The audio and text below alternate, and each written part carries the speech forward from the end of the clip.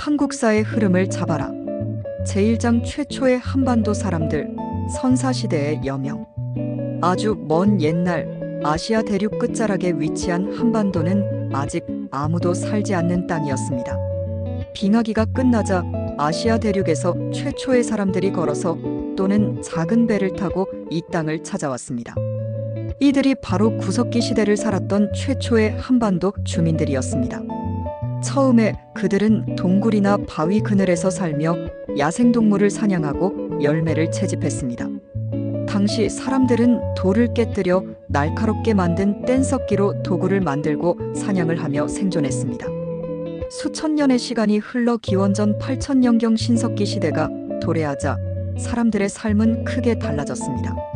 이들은 강가나 바닷가에 작은 마을을 이루고 정착 생활을 시작했습니다. 곡식을 심고 수확하며 빗살무늬 토기에 곡식을 저장했고 농경과 어로를 통해 식량을 얻었습니다. 사람들은 자연을 숭배했고 태양과 강, 산의 신성한 존재를 두고 기도하며 삶을 이어갔습니다. 청동기 시대에 이르자 사람들은 더욱 발전된 도구를 만들어 농업 생산성을 높였고 점차 빈부격차와 계급이 형성되었습니다. 한반도 북부 지역에서는 청동기를 바탕으로 한 최초의 국가, 고조선이 등장했습니다. 이 국가는 기원전 2333년 단군왕검에 의해 세워졌다는 전설을 가지고 있으며 한반도의 역사에서 최초로 등장한 국가였습니다. 제2장 삼국시대 위대한 영웅들의 등장과 격돌. 고조선이 멸망한 이후 한반도에는 고구려, 백제, 신라라는 강력한 세 나라가 등장했습니다. 북쪽에서 부여족의 후손 주몽이 세운 고구려는 뛰어난 군사력과 용맹한 정신으로 유명했습니다. 특히 광개토 대왕은 만주 지역까지 영토를 넓히며 위대한 정복군주로 역사에 이름을 남겼습니다. 그의 아들 장수왕은 평양으로 수도를 옮기고 남쪽으로 진출하여 백제와 신라를 위협했습니다. 한편 백제는 기원전 18년 고구려에서 내려온 온조왕이 한강 유역에 세운 나라였습니다. 근초고왕 시절 백제는 중국과 일본과 적극적인 교류를 하며 크게 번성했습니다. 이 시기에 백제는 일본 열도에 많은 문물을 전파하며 동아시아 문화 교류의 중심지가 되었습니다. 백제는 섬세한 미적 감각과 문화예술로 뛰어난 유물을 많이 남겼습니다. 신라는 동남쪽 지역에서 기원전 57년 박혁거세가 세운 작은 나라였습니다.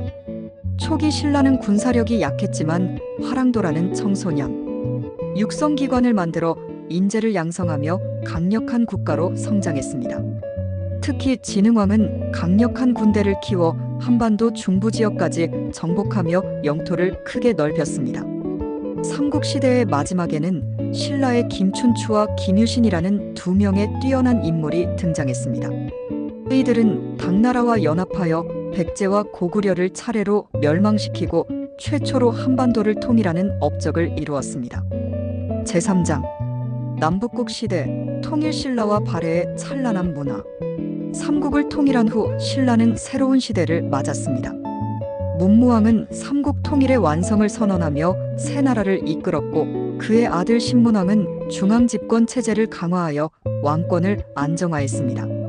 신라는 수도 경주를 중심으로 아름다운 문화유산을 남겼습니다. 석굴암과 불국사는 이 시기에 건립된 걸작으로 오늘날에도 세계인의 감탄을 받고 있습니다. 한편 고구려가 멸망한 후 대조영이라는 인물이 고구려의 유민들을 이끌고 만주 지역의 발해라는 새로운 나라를 세웠습니다. 발해는 해동성국이라 불릴 정도로 문화와 경제가 번성했습니다. 발해는 당나라와 경쟁하면서도 활발히 교류하며 동북아시아의 중심 국가로 성장했습니다. 발해와 통일신라는 서로 경쟁하면서도 활발한 교류를 펼쳤습니다. 제4장 고려시대 찬란한 불교 문화와 개방의 시대. 신라가 쇠퇴하면서 왕건이 후삼국을 통일하고 고려라는 새로운 나라를 세웠습니다. 고려는 불교를 국교로 삼으며 문화적 번성을 이루었습니다. 특히 고려청자와 팔만대장경 같은 걸작들은 당시 고려의 높은 문화 수준을 전 세계에 알렸습니다. 고려시대에 몽골 제국이 침략하여 고려를 오랫동안 괴롭혔습니다. 이 시기 고려의 사람들은 국가를 지키기 위해 힘겹게 싸웠고 무신 정권은 강화도로 천도하여 몽골과 오랜 전쟁을 벌였습니다.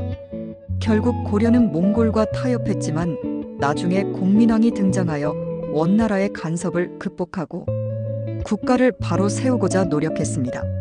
제5장 고려 말기의 혼란과 이성계의 등장. 고려는 몽골의 오랜 침입과 지배 속에서도 끈질기게 살아남았습니다.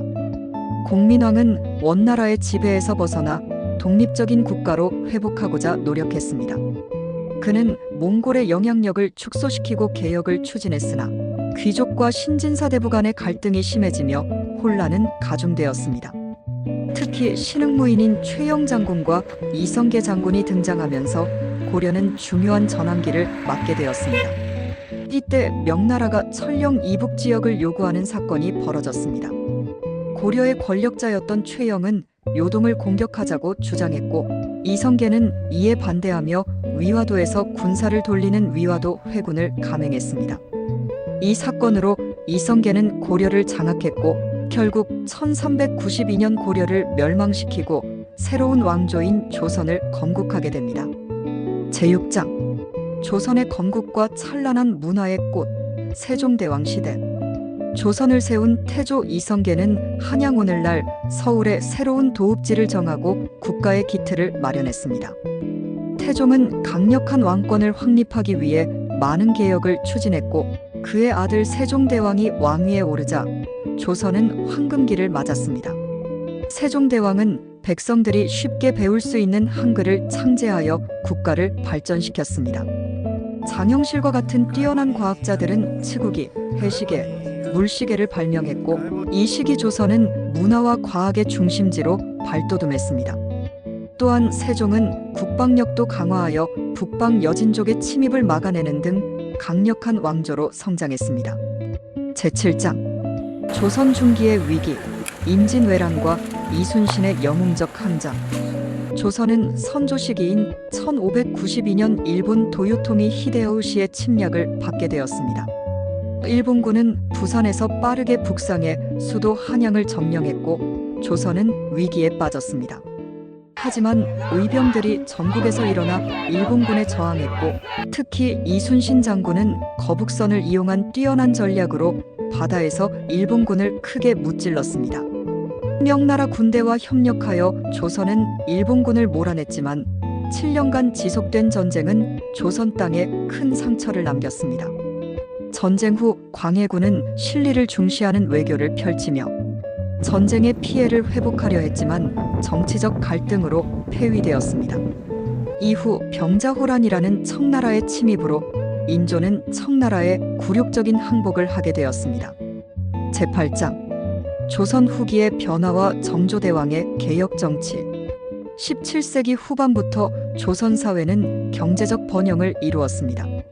상업과 농업이 발전하면서 도시가 성장했고 실학사상이 등장하여 사회의 문제를 비판하고 개혁을 주장했습니다. 이때 정약용, 박지원 같은 실학자들이 나와 다양한 개혁 방안을 제시했습니다. 이 시기 정조는 강력한 개혁 정책을 추진하며 규장각을 설치하고 학문과 문화를 크게 발전시켰습니다. 하지만 그의 사후 세도 정치가 시작되며 국가의 기강이 무너졌고 사회적 혼란이 가중되었습니다.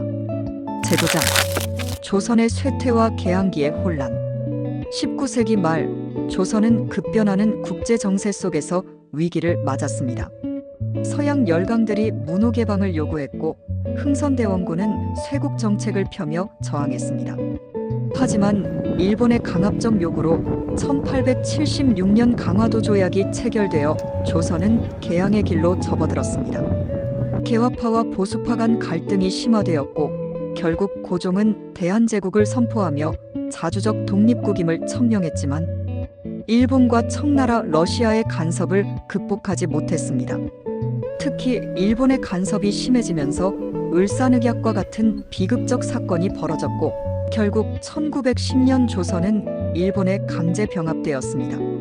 제10장 일제강점기의 아픔과 독립을 향한 투쟁. 일제강점기 동안 한민족은 많은 고통을 겪었습니다. 1919년 3월 1일 독립을 요구하는 민족적 항거가 전국적으로 일어났고 유관순과 같은 젊은이들이 목숨을 걸고 독립을 외쳤습니다. 대한민국 임시정부가 중국 상하이에 세워졌고 김구와 안중근, 윤봉길 등 많은 독립운동가들이 해외에서 독립운동을 계속했습니다. 1945년 일본이 패망하고 마침내 광복이 찾아왔지만 남과 북은 미국과 소련의 영향 아래 분단되었습니다. 민족의 새로운 아픔이 시작된 것입니다. 제11장 한국전쟁과 분단의 고착화. 1950년 북한의 남침으로 한국전쟁이 터졌습니다. 3년간의 치열한 전쟁으로 한반도는 폐허가 되었고 수많은 사람들이 희생되었습니다. 전쟁 후 이승만 대통령은 반공정책과 미국과의 동맹을 강화하며 나라를 재건했습니다. 1960년대 박정희 대통령은 강력한 경제개발 정책을 추진하여 빠르게 국가를 성장시켰습니다. 하지만 민주주의는 탄압받았고 많은 사람들이 자유를 위해 저항했습니다. 제12장 민주화 운동과 대한민국의 성장. 1980년대에 들어 전두환 정권의 독재에 맞서 광주에서 민주화 운동이 일어났습니다. 1987년 전국에서 민주화를 요구하는 시위가 이어졌고 결국 직선제 개헌을 통해 민주주의가 확립되었습니다. 1997년 외환위기라는 큰 위기를 맞았지만 김대중 대통령은 위기를 극복했고 노벨 평화상을 수상하며 대한민국을 발전시켰습니다. 21세기의 대한민국은 경제, 문화적으로 세계의 주목을 받는 나라로 성장했습니다. K-팝, 한류 드라마, 첨단 기술로 세계인의 마음을 사로잡았습니다. 이렇게 한국의 역사는 도전과 극복의 연속이었으며 앞으로도 계속 새로운 역사를 써내려갈 것입니다.